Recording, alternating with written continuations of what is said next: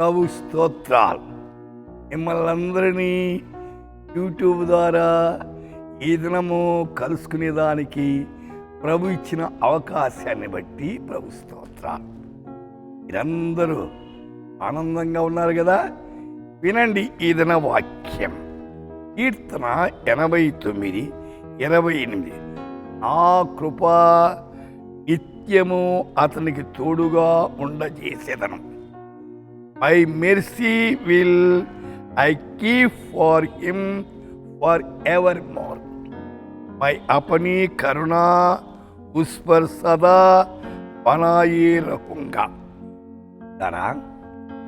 ఆయన కృప ఒక రోజు ఉండేది కాదు, 2 రోజులు ఉండేది కాదు, 1 మాసం కాదు, అయితే నిత్యం ఉంటుందంట.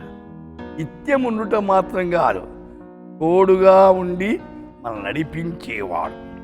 కాబట్టి దేవుని కృప కిందికి రండి. యెషయా గ్రంథము 55:3లో చెవియొగ్గి నా యొద్దకు రండి, మీరు వినినెలా మీరు బ్రతుకుదురు, నేను మీతో నిత్య నిబంధన చేసేదను. దేవుని వాక్యాన్ని జాగ్రత్తగా వినాలి. అయితే వింటే విశ్వాసం పెరుగుతుంది. దేవుని వాక్యం బ్రతికిస్తుందట. కాబట్టి బ్రతికించే వాక్యం, నడిపించే వాక్యం. అందుచేతని యేసయ్య మత్తయి 11:28లో, మాథ్యూస్ 11:28 ప్రయాసపడి భారం మోసుకొనుచున్న సమస్త జనులారా నా యొద్దకు రండి, నేను మీకు విశ్రాంతి కలుగజేసి. అవును, మానవులకు విశ్రాంతి లేకుండా ఉంది. పాప భారముతో నలిగిపోతున్నారు. సోదరి సోదరుడా, వింటున్న వాళ్ళ ఎటువంటి పాపిష్టి భారమైనా ప్రభు దగ్గరికి ఆయన మీద వేయండి. మీ చింత యావత్తు ఆయన భరించేవాడు.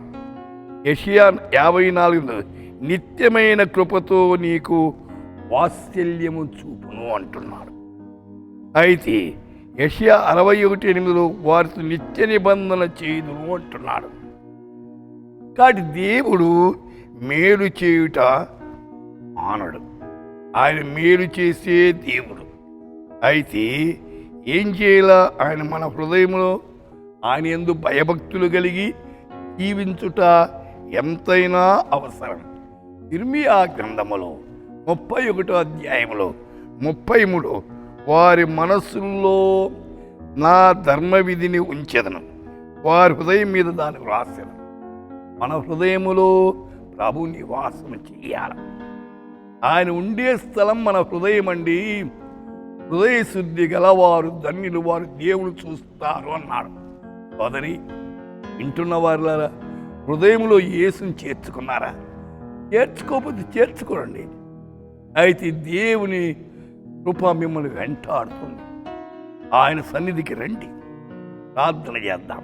ప్రభువా, వింటున్న వారంతా తమ హృదయములో మిమ్మల్ని చేర్చుకొని మీ కొరకు జీవించి ఆశీర్వాదాలు పొందేదానికి కృప దయచేయమని యేసు నామమున ప్రార్థిస్తున్నాము తండ్రి. ఆమేన్.